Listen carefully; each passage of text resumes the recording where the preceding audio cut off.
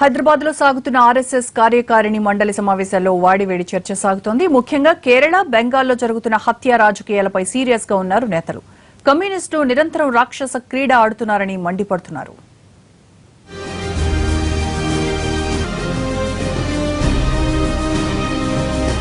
పదిహేడేళ్ల తర్వాత హైదరాబాద్ శివార్లలోని అన్నోజిగూడలో రాష్ట్రీయ స్వయం సేవక్ సంఘ్ అత్యున్నత అఖిల భారత కార్యకారిణి మండలి సమావేశమైంది. వీటిని మోహన్ భగవత్ ప్రారంభించారు. ఈ సమావేశాలకు 40 విభాగాల నుంచి 42 రాష్ట్రాల ప్రతినిధులు 400 మందికి పైగా హాజరయ్యారు.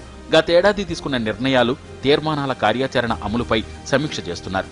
ఈసారి ప్రధానంగా దక్షిణాది రాష్ట్రాల్లో కమ్యూనిస్టులు, సంఘ్ కార్యకర్తలపై చేస్తున్న దాడుల మీద తీర్మానం చేసి చర్చించనున్నారు.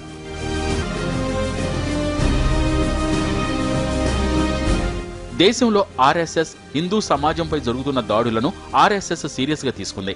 బెంగాల్, తమిళనాడు, కేరళలో కమ్యూనిస్టులు, టీఎంసీ చేస్తున్న అరాచకాలను సమావేశం తీవ్రంగా ఖండించింది.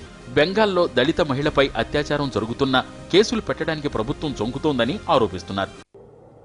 Bengal, Kerala first top most murders.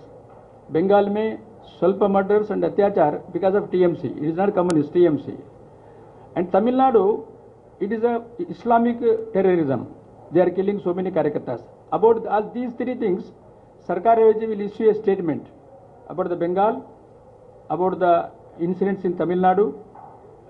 Tamil Nadu కూడా భయంకరంగా కార్యకర్తలను చంపుతున్నారు.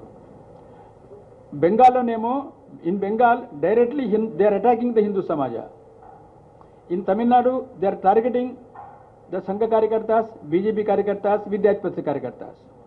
మరోవైపు సామాజిక సమన్యాయంపై కూడా ఈ సమావేశాల్లో ఆర్ఎస్ఎస్ ఓ తీర్మానం చేయనుంది. తెలంగాణలో 489 గ్రామాల్లో ఒక సర్వే కూడా చేసింది. అలాగే ప్రకృతి విధ్వంసాన్ని నిర్మూలించేందుకు అవసరమైన కార్యక్రమాలకు సిద్ధమవుతోంది.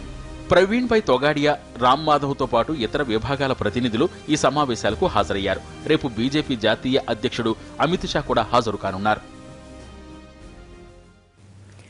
దేశంలో 5 రాష్ట్రాల అసెంబ్లీ ఎన్నికల్ని ఒకేసారి జరపాలని కేంద్ర ఎన్నికల సంఘం ఆలోచిస్తోంది. ఈ నిర్ణయంతో ఉత్తరప్రదేశ్, ఉత్తరాఖండ్, పంజాబ్, గోవా, మణిపూర్ ఎన్నికలు ఏకకాలంలో జరిగే అవకాశం ఉంది.